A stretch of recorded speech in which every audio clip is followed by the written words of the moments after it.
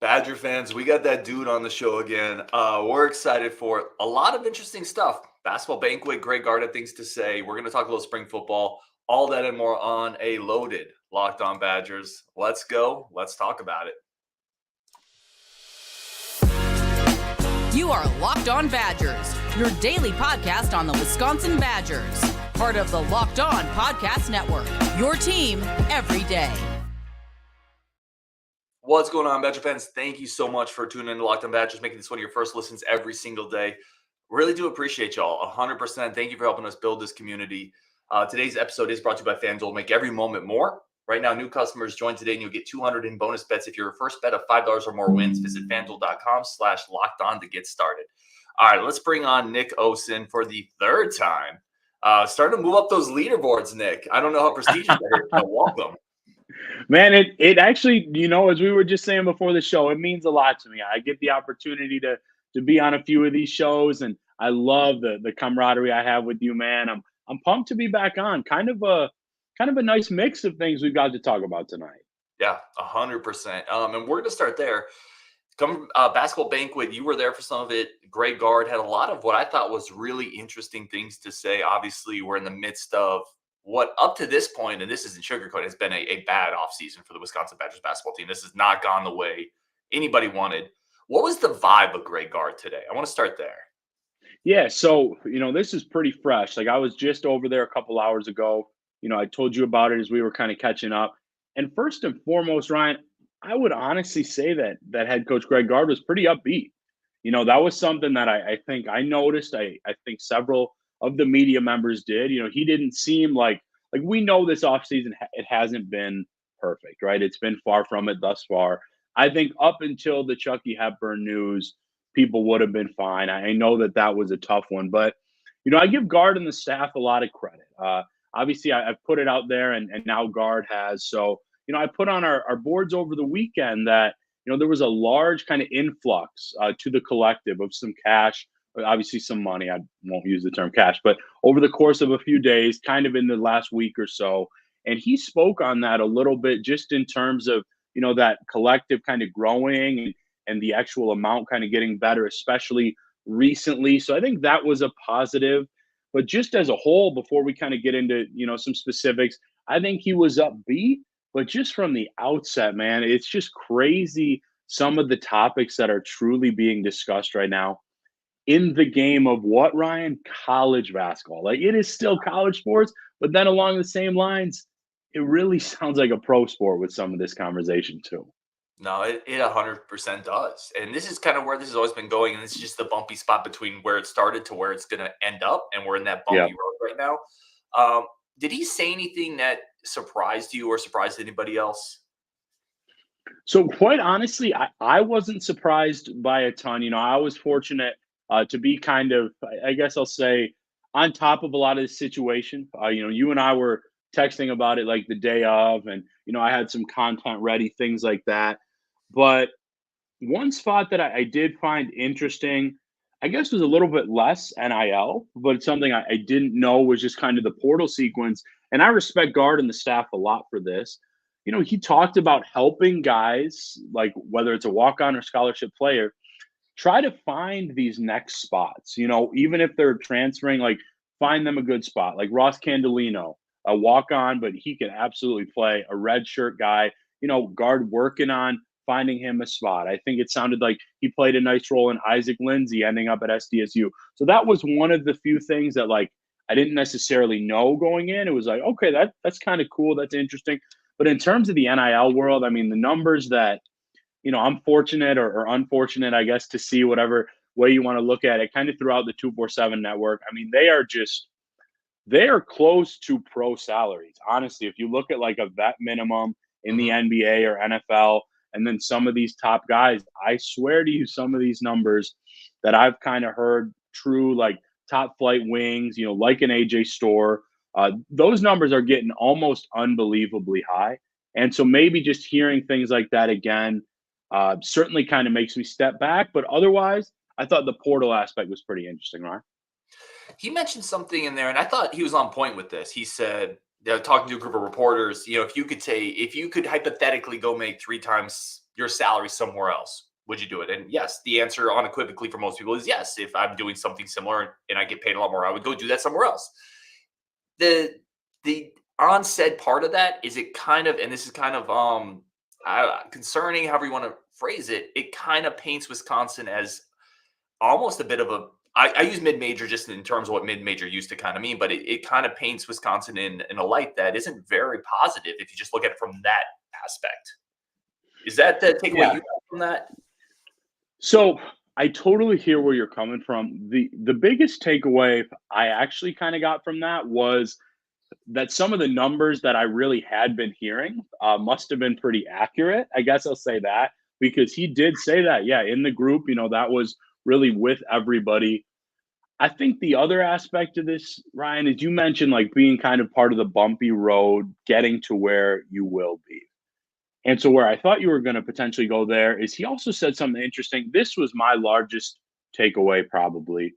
Another media member asked what Gard would change if he could change one thing or make like a move, things like that. And he said probably contracts. And I was telling you before we really got on the show that I think that's a great, great answer. That makes a ton of sense. And I think, okay, schools, you got to be committed to the players. The players, there will be some form of like official written commitment here. But man, we're really now talking about pro sports. And that's what that sounds like to me. That was my largest takeaway of the night. I know pretty well that many coaches around the country don't love where this is or where it is headed. I mean, I'm, somewhat connected enough to know that. However, what I really respect about Gard and, coach here or coach there, and just the guys that are still doing it, is kind of this willingness to adapt and make the necessary changes, because there's no way it's easy. I don't think kind of what went down with Dean Oliver and that decision would have been easy for anybody. I mean, a really great, well-liked person, but Gard just continued to talk about this team and this program can't be in like maintenance mode and they've got to keep pushing forward. I don't think I expected that much of an upbeat, kind of real positive feel tonight, but that's what Gard delivered, and I thought it was pretty well done. I did. I think that's a really good point you just brought up, because Gard is not someone who is putting his feet in the dirt. And I've told people this and say, no, this stinks. I don't want to do it. Like, he's a guy that went and got AJ Storr last year. Like, Gard is open to adapting this thing. And I think that's something people gloss over a little bit. Like, this is not like at times, it felt like Paul Chryst, and Paul Chryst was great for a long time at Wisconsin, but it felt like he was kind of, I don't need a recruiting department and I don't need this. Greg Gard's not that. Like, Greg Gard is kicking the tires. But I want to ask you this.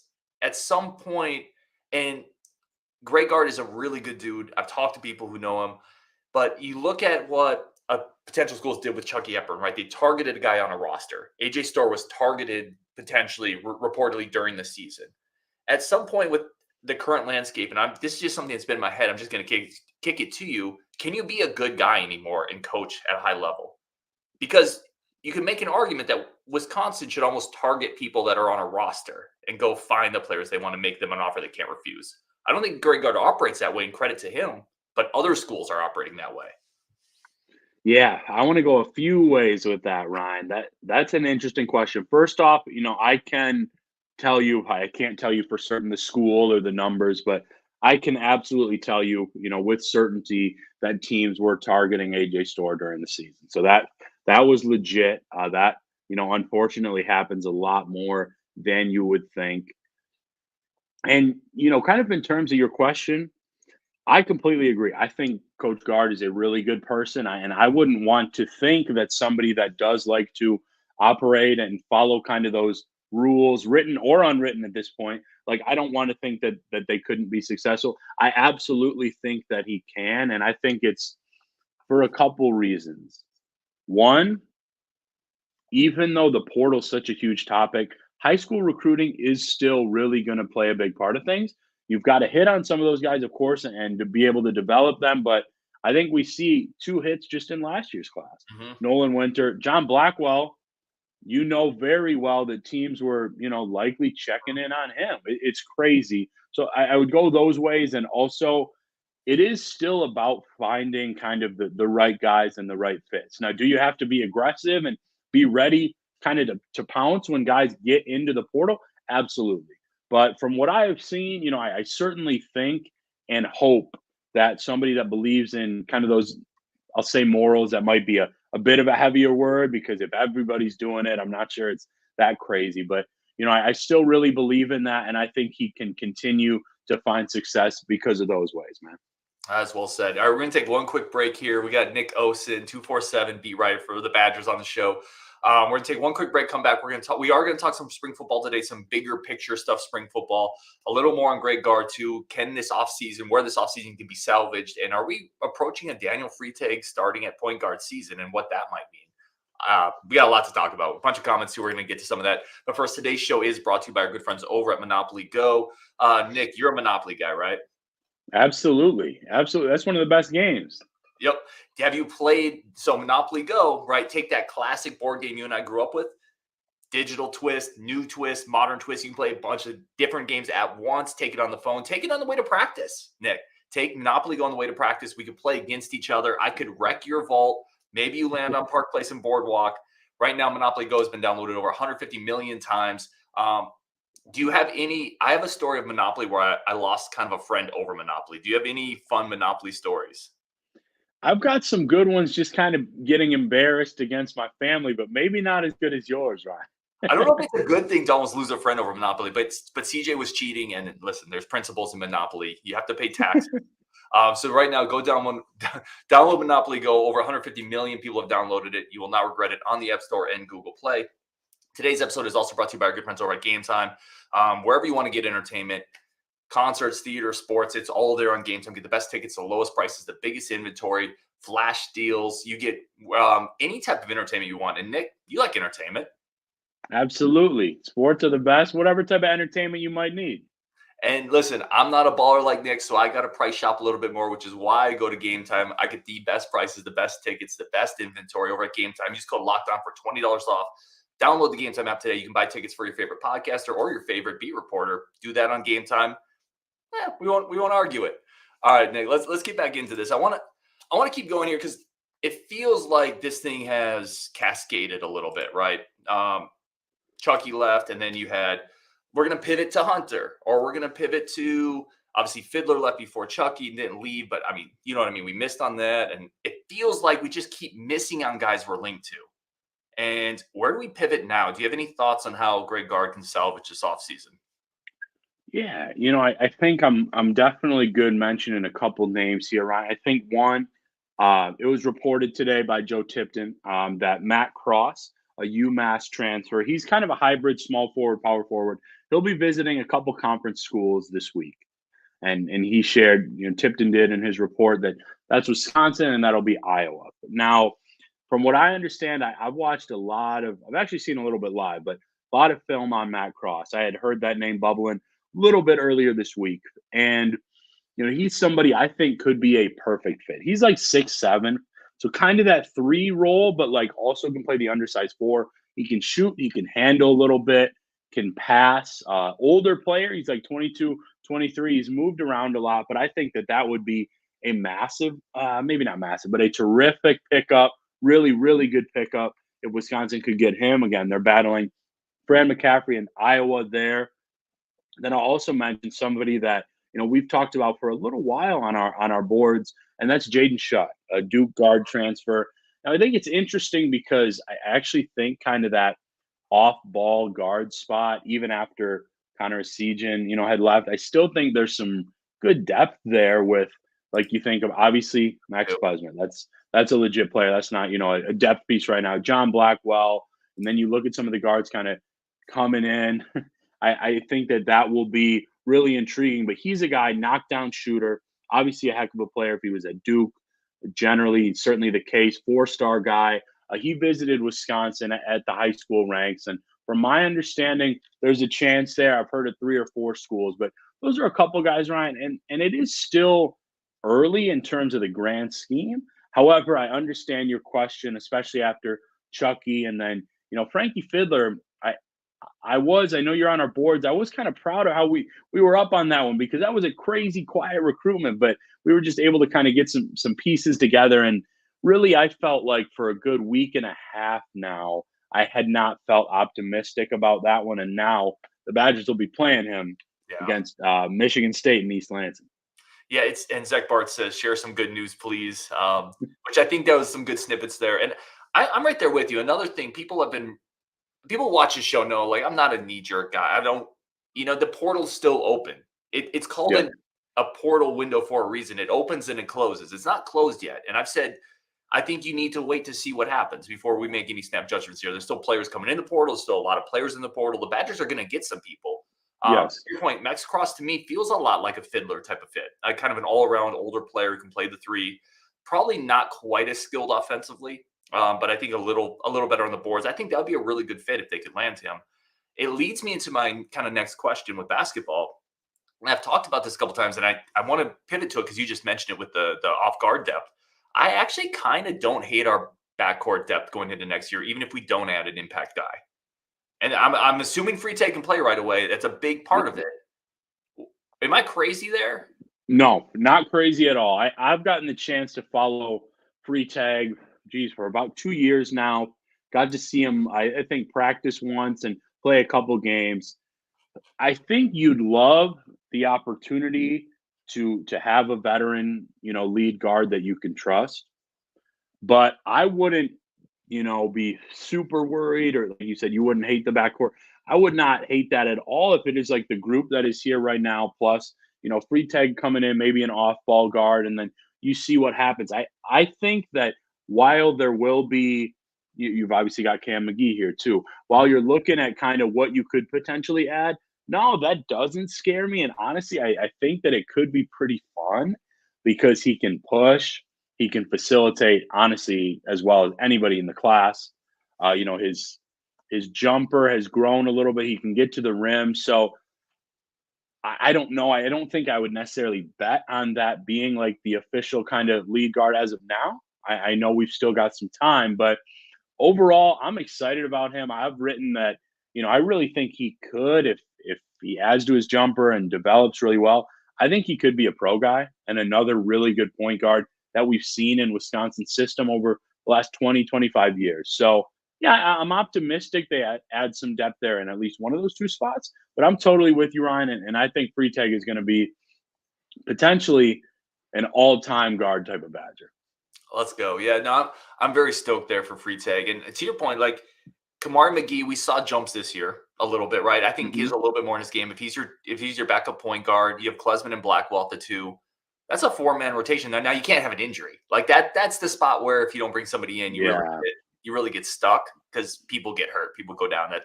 That's life in the Big Ten. But I don't think that's a bad building spot. Last question on basketball. Do you see this as a bit of a referendum offseason for Greg Gard? And I mean, what I mean by that is if we don't land a 3 and a 4, we don't kind of pull this out, salvage it, whatever you want to say. It feels like those vibes are going to go into the season.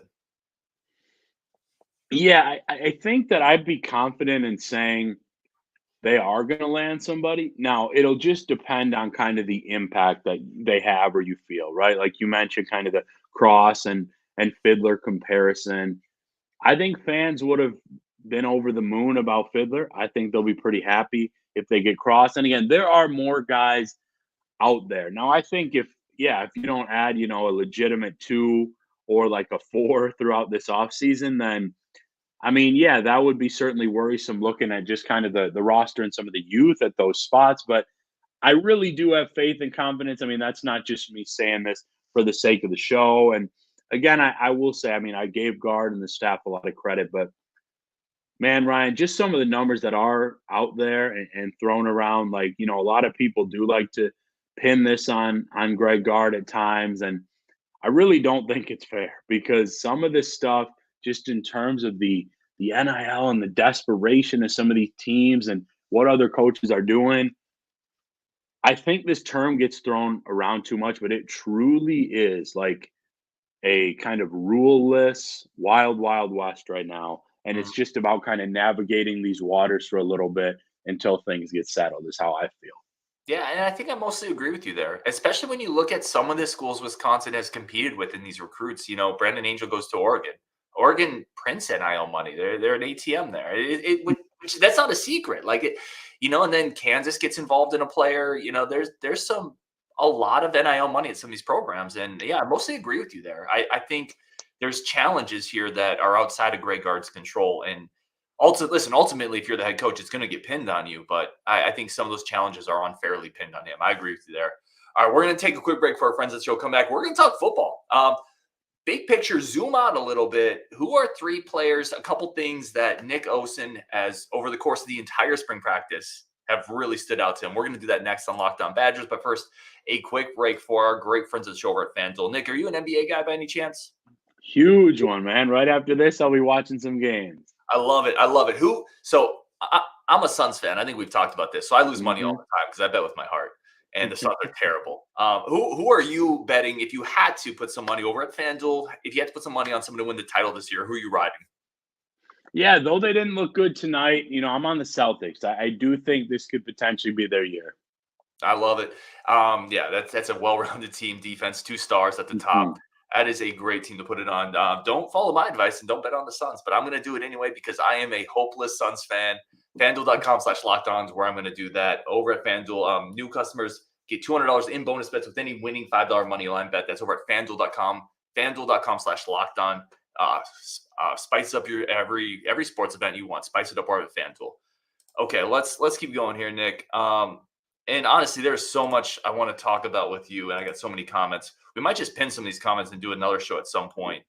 But football, we'll take at least 1 or 2 of those tonight, though, right? Oh, 100%. I got a bunch starred here. Tyler Strieber clowning on my Suns. That comment's not getting starred, Tyler.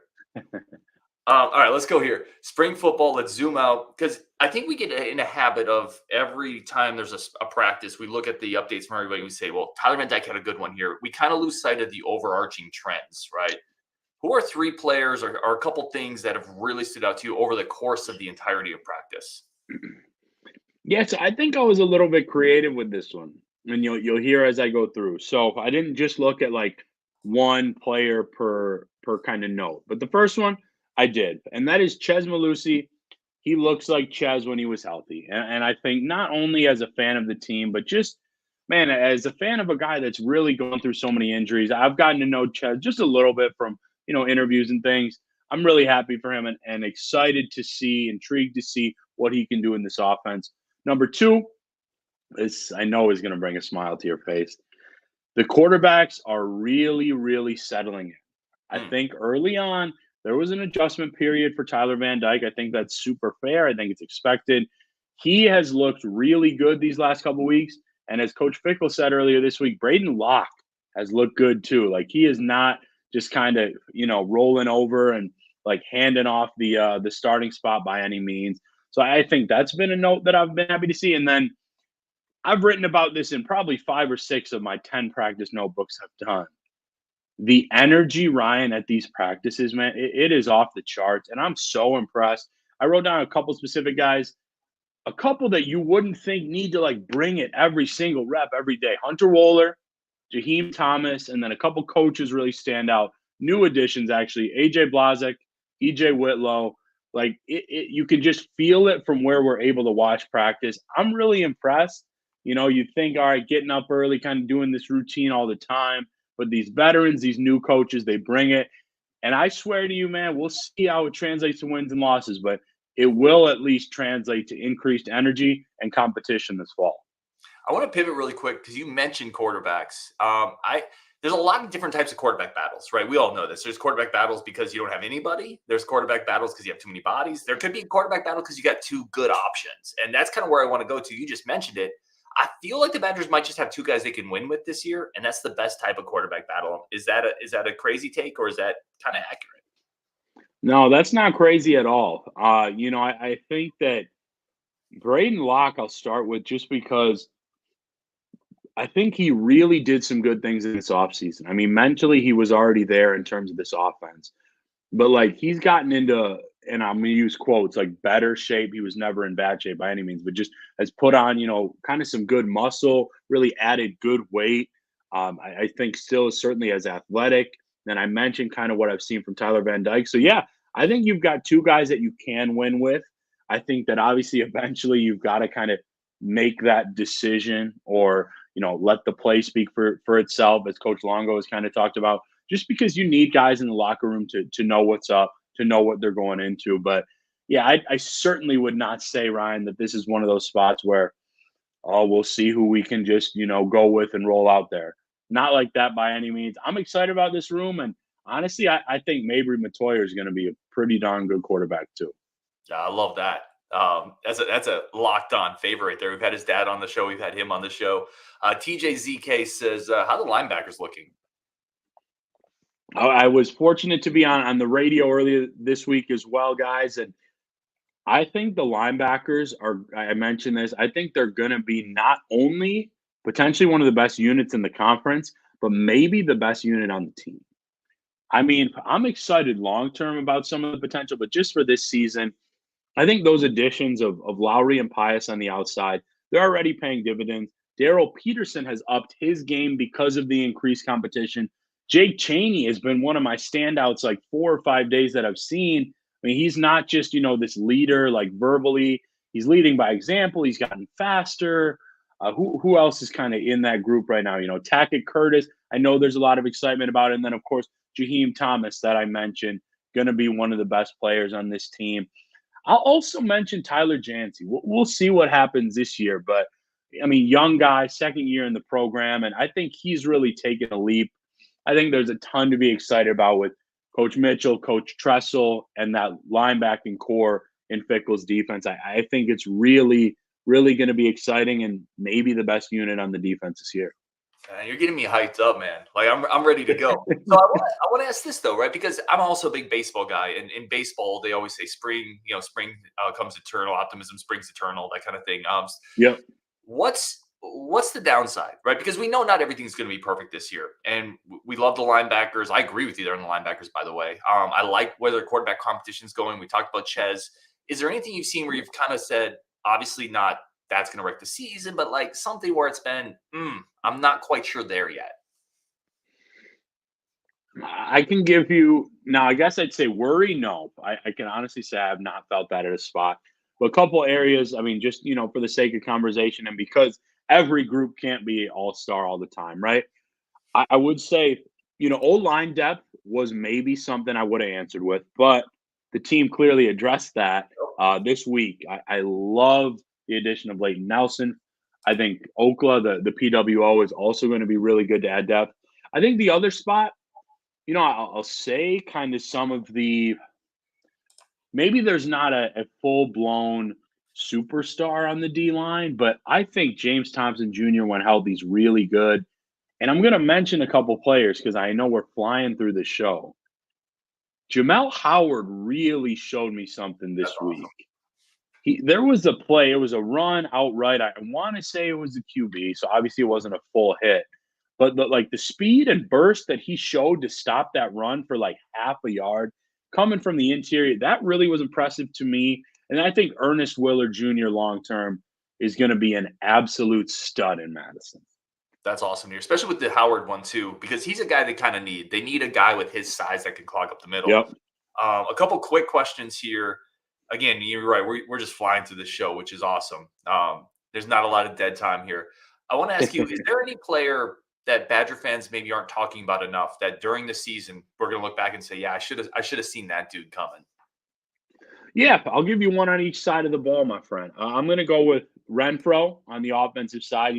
O-lineman, so maybe not the skill position, sexy pick that you might have been looking for, but man, he has been really, really impressive along that O-line. I think just the physicality that he brings is quite impressive. Another guy that just brings the energy all the time. And then on the defensive side, I'm switching my pick right now. I'm gonna go with Austin Brown. Now I understand that's somebody that the fans are familiar with, but just kind of his consistency. I think his versatility that he has shown in this spring ball session. And, we got to speak with safeties this week, so maybe there's a little recency bias there. But I just feel like that group and kind of the mentality in that room with Coach Grinch is in a really good spot. Gonna grab a couple questions from the chat here, then we'll wrap it up. I do want to take a quick second. And Nick, where can people find your work? Because Nick does tremendous stuff, and I'm not just saying that because he's on the show. I'm on 247. I've been on that board for a long time. The energy and the amount of content that Nick creates, it's phenomenal. So, where can people follow? I appreciate you, man. Thank you so much. So, I'll tweet just about everything that I do at the real Nic Osen, NICKOSEN, and website Badgers247. I'm fortunate. Awesome job, very supportive girlfriend and family. So yeah, I can tell you if you're on the site, you will get fresh content every single day, and I can say that's been the case at 247 the last 3 years. So every day you're getting something. Thank you so much. Yeah, 100%. And Evan Flood obviously does great work there as well. So yeah, it's a great place for all the latest Badger content. I definitely recommend go checking out if you aren't already. All right, a couple quick questions here on the way out. This one's from this is a basketball one, and Steve Kneebone says, what is basketball's NIL dollar limit? I think more in terms of, is there any feel for, without getting into particular numbers necessarily, how competitive Wisconsin is? I think that's something a lot of fans are just trying to figure out. Yeah. I feel pretty good about the numbers, and I've alluded to some a little bit on the boards. I won't mention specifics, but I will say competitive and getting even more competitive really by the week. It's just going to be kind of a pattern of like basically figuring things out. Whether they want to do like kind of the signing bonuses that some of these teams are doing. I mean, again, it feels like I'm talking about the NFL, but like things like that to just get players in or figure out exactly the system. But in terms of NIL dollars and kind of the focus and kind of revenue increase there, it's certainly coming along very well. Last question here from David Thiering. And again, appreciate everybody tuning in. 130 of you watching right now, a bunch of comments. We'll probably wrap some of these comments up. I'll do another follow-up with it. But David Thiering asks, how do the receivers look in your opinion?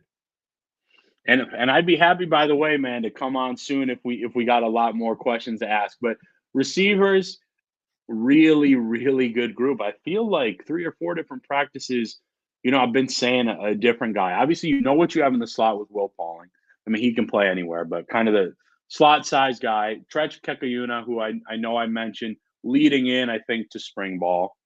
Bryson Green has had a really good spring. And then I'm just curious who else maybe steps up, because there have been flashes. Like early, I felt like it was CJ Williams. Vinny Anthony, of course, has that speed. Quincy Burrows has had 2 of the best kind of deep balls. But in terms of just, the receivers and the room as a whole, I think it could be one of the more explosive rooms that we've seen. I won't go too far, but at least in the last 8 to 10 years in the program for sure. I love it, man.